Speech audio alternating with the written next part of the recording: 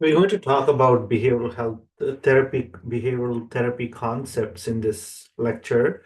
The core concepts we're going to talk about are learning theory, where we understand that behaviors are learned through conditioning. And then we talk about behavior modifications, where you're replacing unwanted behaviors with adaptive ones. And then you want to understand environmental influences about how environment shapes behavior. So, learning theory is mainly where behaviors are learned through conditioning. For example, if a child receives a praise for completing homework, they're likely to repeat that behavior. And then behavior modification, the goal is to replace unwanted behaviors with adaptive ones. For instance, teaching someone to communicate assertively instead of resorting to aggression.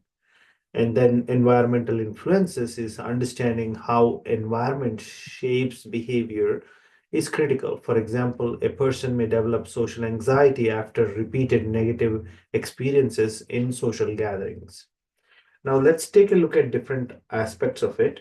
Let's look at problem solving approach. In this problem solving approach, your goal is I, pro individuals with structured way to address the challenges. So you identify a problem, so clearly define what is wrong. Like, for example, a student feels overwhelmed with their coursework, so you know what the problem is. Generate possible solutions. You brainstorm multiple approaches. Like, let's say you can break assignments into smaller tasks, prioritize deadlines, or seek tutoring. Or you can evaluate options, like you're seeing the pros and cons of each solution and uh, seeing if tutoring will help. And then you choose the best solution for that patient and implement that solution and then review and track the progress. So that's a problem solving. Now let's look at skills training. Skills training helps individuals to acquire and practice necessary abilities. So, for example, like determine the skills lacking. A child struggling with peer relationship needs social skills. Then practice in a safe environment. Use role playing and simulations. The child practices introducing themselves to a peer with their therapist, and then apply in real situations. That is, transfer the skill to real life scenarios. Example, a child is greeting a new classmate during recess, like improving their social skills. Now you're doing regular reinforcement is that positive feedback is given when you praise the child for their efforts. Now you monitor progress. Now, let's look at muscle relaxation. This is a technique which is used to reduce the muscle tension. You need a quiet space for this, and you want to tense muscle groups. Focus on one muscle group, like clench your fist for 5 seconds. Then relax, release and relax, and notice a difference in tension.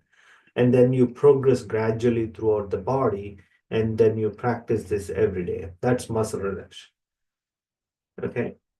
Then exposure therapy. This technique helps individuals confront and desensitize fears. So in vivo, a client with a fear of dog gradually interacts with a friendlier dog. And then imagination, you are visualizing person afraid of flying imagines being on a plane step by step. Virtual reality is used in veterans in PTSD, where they start with least frightening scenarios and gradually build up. And then we have modeling, where uh, live modeling, where you're watching someone demonstrate the desired behavior. A therapist demonstrate assertive uh, communication during a role play. So you're showing how it is done and they're repeating it. Symbolic modeling is when you're using videos or books to model behavior. A child watches a video of peers taking turns and sharing. Participant modeling is observing and then imitating. A shy client observes their therapist approach someone and then he tries himself. Positive reinforcement is enhancing learning. You praise a child for successfully imitating a model behavior. So you want to understand the examples of these and then use it in practice. Thank you very much.